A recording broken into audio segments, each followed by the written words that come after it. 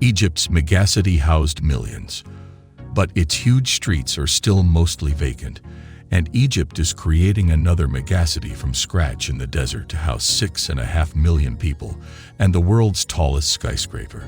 Today, no one has moved in. Will they fill it? Then there are proposals to transplant Jakarta, one of the world's largest cities, to this still empty jungle site. What's up? Why is our nation developing brand new cities?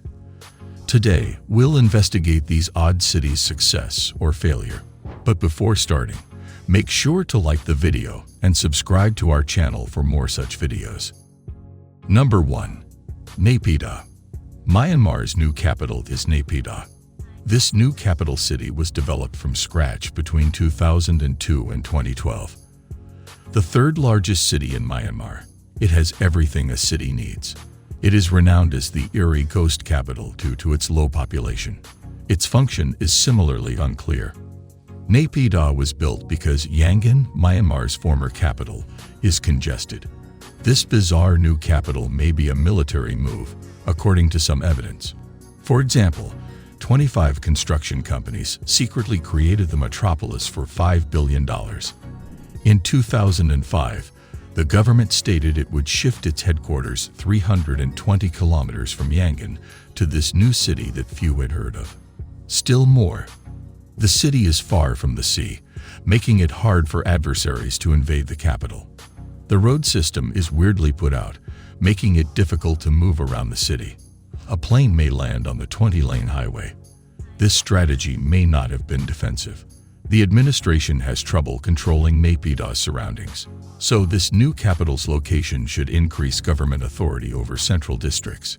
Naypyidaw is the world's oddest capital. The population is roughly 750,000, expanding around 6% annually. This is significantly below the 9 million people the administration had projected for Naypyidaw. Number 2. Sejong. Strangely, Myanmar was not the only country to move its capital in 2002. But South Korea did that too. To address economic growth and Seoul's congestion, the Sejong administrative city was suggested in 2002. Since then, the project has dominated politics. Seoul, like most capitals, is overcrowded and dominates the economy.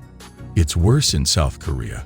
Seoul has half the population, about 25 million. In 2007, the building began in Sejong, and 2012, government agencies moved from aided Seoul to the new capital 125 kilometers away. About half of the government ministries remain in Seoul, despite the 2012 plan to move all of them. The National Assembly and Sejong built a self-sufficient metropolis with lots of green spaces and electric car infrastructure. Smart city tech includes interactive digital signage and automated trash and food waste collection. Strangely, many people still drive 4 hours to work in Seoul rather than move to Sejong. Despite its futuristic design for high-end living with extensive green areas, Sejong is criticized for increasing car reliance and a lack of community spirit. Yet it may only be getting started. Sejong has 400,000 people, compared to Greater Seoul's 25 million. Families are leaving Seoul due to pollution, overpopulation, rising real estate prices, and severe traffic. More institutions and businesses are moving to Sejong as development continues, and when it becomes South Korea's capital in 2030, the city's population is predicted to exceed 500,000 and flourish organically. Sejong and Naypyidaw are two of the new cities being developed from scratch, but only time will tell if all government operations can be moved there in 7 years and if the city can achieve its great aim. New city projects include Saudi Arabia's Neom, El Salvador's Bitcoin City, and Egypt's administrative capital. One of the largest and most promising new cities planned, the latter has made substantial development. Number 3. Egypt's new administrative capital. Egypt's massive new administrative capital lies 80 kilometers east of Cairo. The government and 6.5 million people will live in the new city, 70% of Cairo's population. This year, the first residents are anticipated to move into the new metropolis. The new capital needs a name, though. Hence, the Egyptian government has set a competition to name and brand the new administrative capital. But why is Egypt developing this vast city? To answer that, take a quick see Cairo. Cairo has over 10 million residents, and the larger Cairo region has around 21 million. By 2050, 238 million will be there. In 2014, newly elected President Abdel Fattah el-Sisi suggested this mega-project to reduce Cairo's traffic, congestion, and overcrowding. Even throughout the pandemic, the government assured that construction would continue. Government residential and commercial structures are visible. The project was on time. The government district is 98% complete, and the first government departments will relocate to the new city and work there in 2023. Egypt's new administrative capital will have an international airport, stadium, leisure district, Cairo monorail, mosques, and churches. The city's landmark tower is Africa's tallest building. Egypt aims to build a bigger skyscraper in their new capital city, which will dethrone the renowned tower.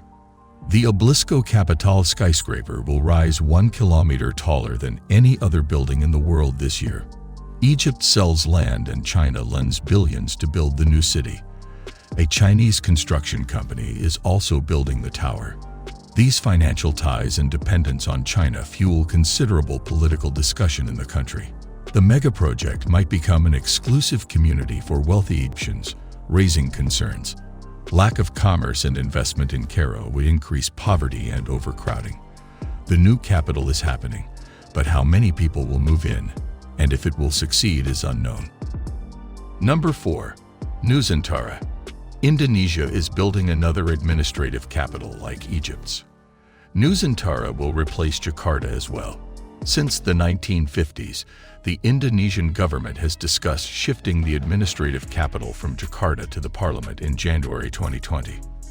Finally, it passed a bill to move the capital city to a jungle 2,000 kilometers distant on a different island. Why would Indonesia spend so much money and effort to move its capital so far away?